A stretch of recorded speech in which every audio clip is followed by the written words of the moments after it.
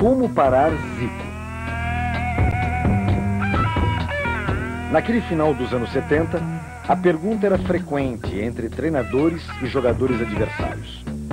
Alguns tinham fórmulas muito especiais, como o goleiro do Botafogo, Paulo Sérgio. Já pensei em fazer 2 barreiras asfaltas e eu ficaria no meio. Ou o goleiro Paulo Goulart do Fluminense. Tem que sair nele olhando a bola e não para ele. Senão você vai para um lado e ele mete no outro.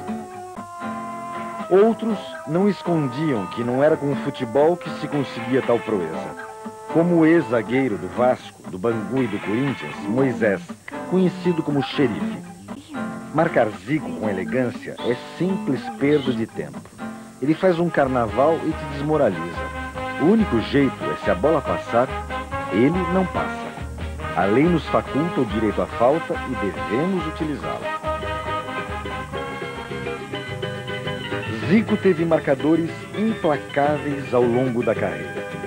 Houve jogos em que mal conseguia se mexer em campo, como na final do Campeonato Carioca de 78 contra o Vasco. Zico havia feito um campeonato irretocável. 19 gols em 21 jogos. Naquela final contra o Vasco, Zico passou 87 dos 90 minutos sem nenhuma oportunidade. Mas, para surpresa dos 120 mil presentes ao estádio, Zico, já no final da partida, resolveu bater um escanteio. Talvez a única forma que tenha encontrado para ficar um pouco em paz, sem marcação. Logo ele, que nunca foi de bater escanteios, colocou a bola com perfeição na cabeça do zagueiro Rondinelli. Flamengo campeão.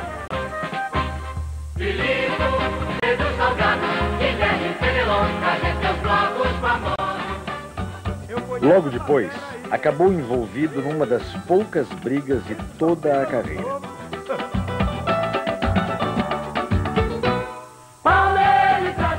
Eu tive um lance com o Guina no meio do campo e de repente, sem mais sem menos, me deu um bico na altura assim do umbigo, né? Pegou de baixo para cima, né? De cima para baixo, aliás, me lanhou todo, mas assim, sem mais nem menos, eu não entendi nada. O sangue subiu a cabeça, eu fiquei revoltado, eu saí correndo atrás dele, e aí o Roberto Reit acabou me expulsando, porque ele também não viu, aí o Bandeira falou para ele viu que eu corri atrás, eu não cheguei, e aí eu fiquei mais indignado ainda, porque eu acabei sendo expulso.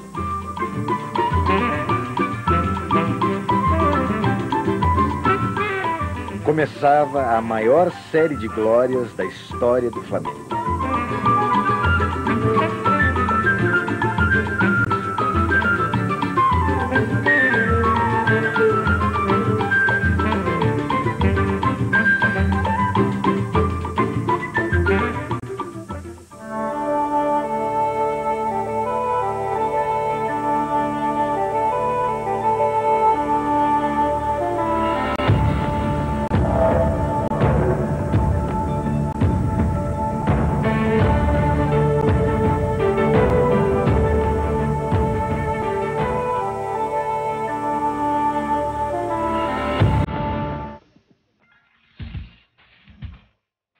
Cena comum no futebol de hoje. A seleção brasileira excursiona para enfrentar times de segunda ou até terceira categoria para cumprir compromissos do patrocinador. O medo de abalar a imagem do produto determina a escolha.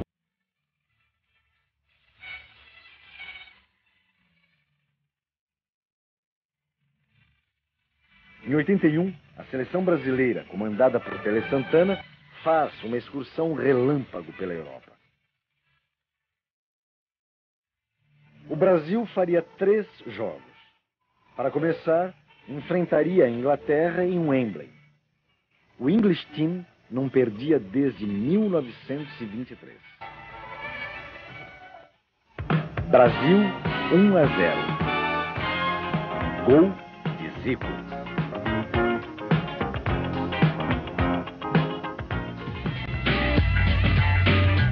Depois veio a França no Parc des Princes, em Paris. Brasil 3-1.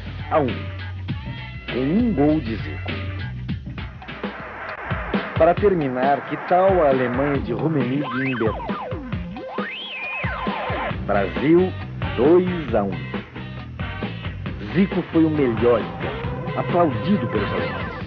Os gols foram de Cerezo e Júnior. O Zico está num grupo de, sei lá, 20 jogadores aí, da melhor qualidade e habilidade que eu vi em toda a minha vida.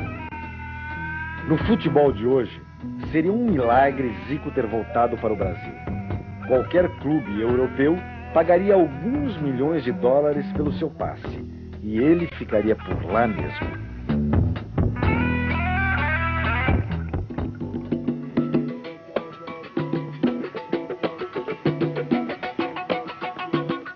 Três títulos em 21 dias.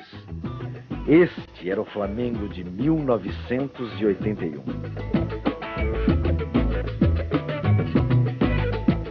No dia 23 de novembro, o time vai para o terceiro jogo contra o Cobreloa do Chile. Uma partida extra para decidir a Taça Libertadores da América daquele ano.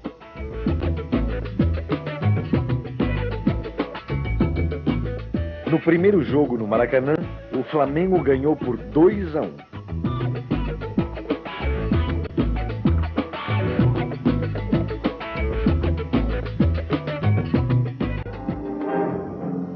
Em Santiago, perdeu por 1-0.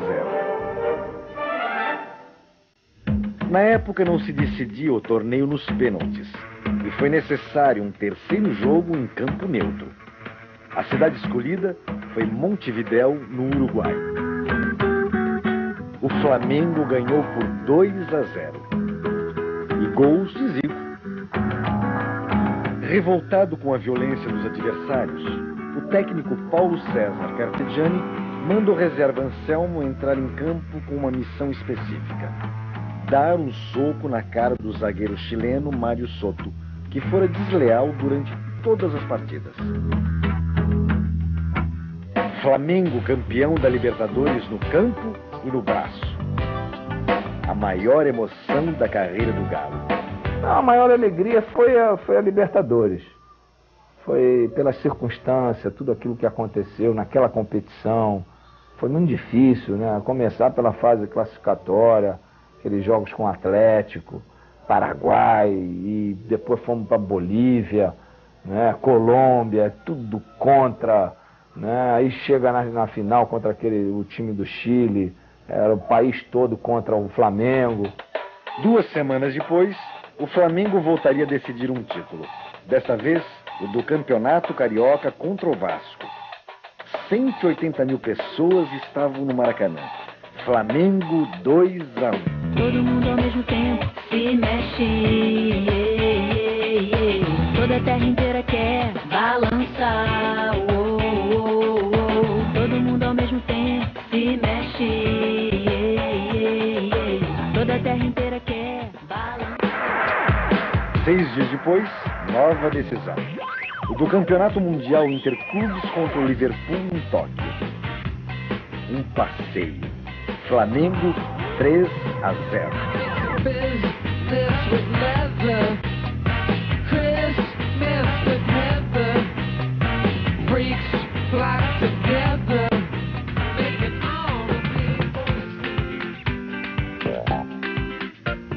Zico estava no auge. O Brasil tinha um super time para a Copa de 82. Ainda assim, os jogadores viajam para a Espanha vaiados pela torcida e perseguidos pela imprensa.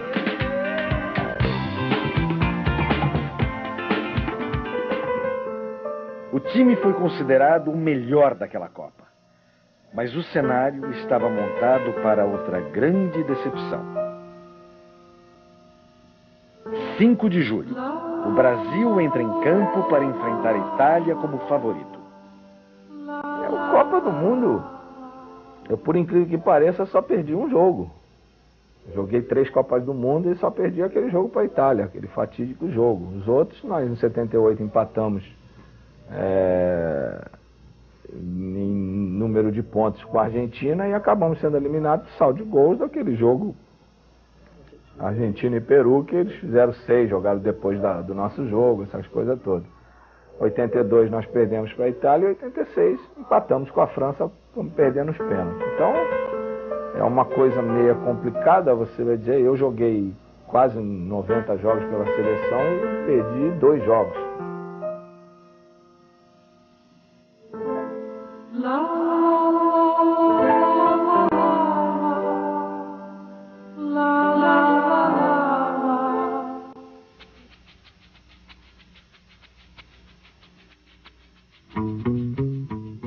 Em 83, Zico é vendido para o Udinese da Itália. Fato nunca perdoado por muitos flamenguistas até hoje. Passa 2 anos, faz 57 gols em 79 jogos.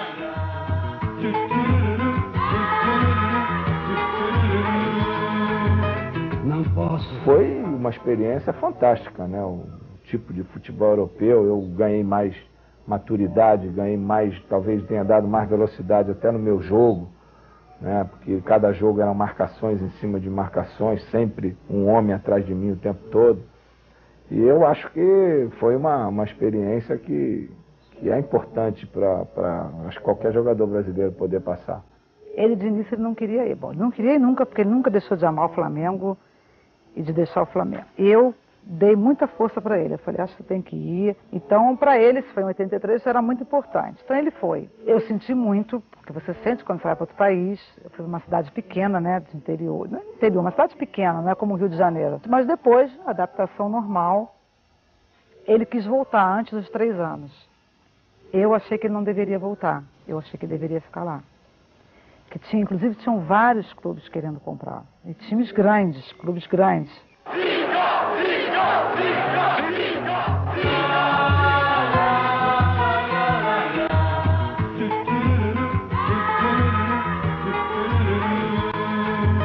Não posso ficar. O Zico jogando na Udinese, que era um time de terceira, foi vice-artilheiro do campeonato italiano, jogando menos vezes do que o Platini, que foi o artilheiro, com um gol a mais que ele, que jogava pela Juve. Finalmente, surge a chance de voltar ao Brasil. Foi em 85, né, e o Rogério Steinberg, que era um flamenguista roxo, ele botou na cabeça que eu tinha que voltar. Sondaram ele, que nunca ninguém se conformou, torcida, ninguém. E ele também foi sentar com aquela vontade de ir, ele falou, tá bem, eu topo, foi um projeto, né, foi um projeto que teve. O contrato dele era de 3 anos, ele ficou só 2 e veio. Zico mal teve tempo de curtir sua volta ao Brasil. Chega no dia 7 de julho e no dia 29 de agosto é atingido brutalmente pelo zagueiro do Bangu, Márcio Nunes. O Márcio Nunes ali, ele pisou literalmente na bola, né? Se isso não tivesse acontecido com o Zico estaria jogando e bem, não diria até hoje profissionalmente, mas até hoje estaria jogando. Ele joga, né? Mas ele sente, ele precisa fazer aquela musculação sempre na perna, por aí. Ele é o menos culpado, né? Porque todos nós sabemos que a mentalidade do treinador de mandar parar a jogada, de não deixar jogar, às vezes um jogador menos esclarecido entende de outra forma. E naquele jogo havia determinação do treinador do Bangu para não deixar eu jogar, para me parar com falta em todo custo. E foi o que aconteceu. E eu, cada vez que pegava na bola, era uma falta. E o Márcio se viu, deu com a bola na frente, na direção do gol, a bola adiantou, eu já tinha recebido 2 faltas anteriormente, quando eu levantei o pé para dividir a bola, ele se apavorou e engavetou com o de carrinho nas 2 pernas. Zico foi submetido a uma delicada cirurgia no joelho. 118 dias depois, voltava a campo. Eu ainda sabia que era uma contusão grave, sabia que o meu joelho tinha torcido, que era uma coisa que não tinha ainda acontecido comigo, que era uma contusão grave, mas que não esperava tanto, né? Tanto é que eu tentei voltar de uma forma, fiz uma cirurgia, mas não deu, tive que fazer outra. Um Fla-Flu com 85 mil pessoas abria o Campeonato Carioca. Era a estreia de Sócrates no Flamengo. A torcida do Fluminense passou o jogo chamando o Zico de bichado. Naquele dia, o Galinho jogou demais. Fez o primeiro gol de cabeça.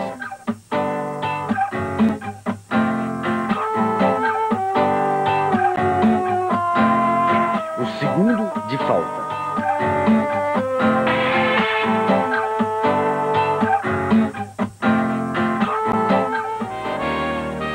Final, Flamengo 4-1. Os tricolores nem esperaram o juiz apitar para deixar o estádio.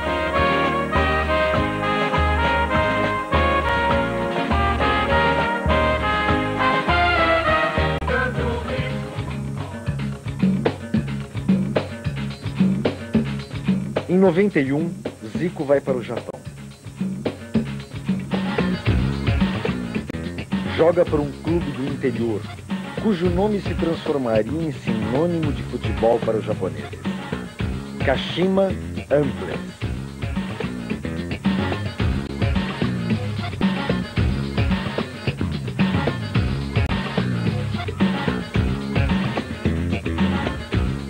Eu me identifiquei muito com o Japão porque eu estava dentro de um processo que a gente via que os polos estavam se atraindo, né? Porque você dá a opinião de uma coisa e vê que o cara está interessado em querer fazer, em saber que acreditar que aquilo vai dar certo, né?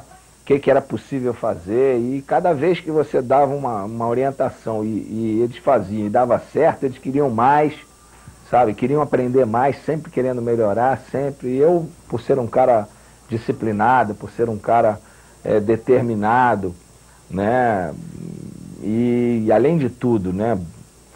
Mostrava, falava e fazia, era bom para eles, porque se eu não estivesse jogando só fazendo, só falando, é uma coisa. Agora eu falava e vamos fazer. Aí eles faziam e dava certo, aí queriam fazer mais.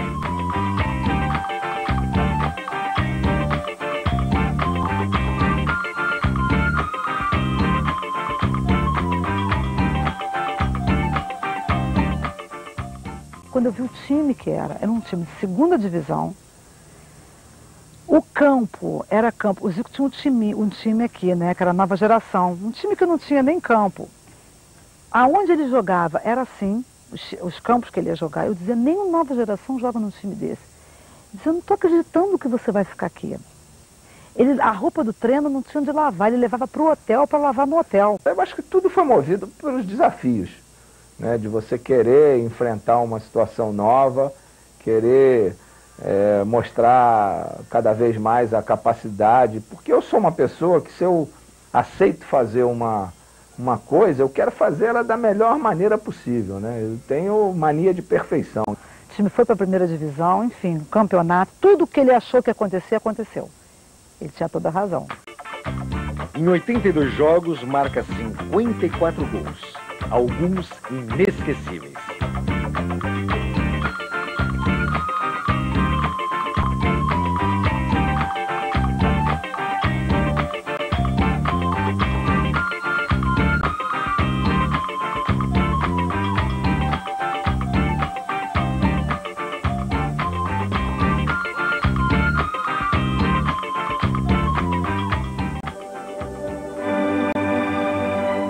E encerra a carreira numa festa de luzes e cores no Maracanã.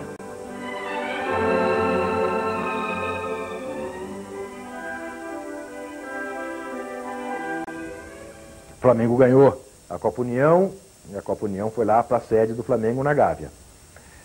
Aí em 88, como só ia acontecer no Brasil, bagunçou-se tudo de novo, né? E o Flamengo devolveu a Copa União para Placar, porque em tese teria outra e Placar entregaria para o próximo campeão. E aquilo ficou na sede de Placar um tempão. até que o Zico se despediu do futebol.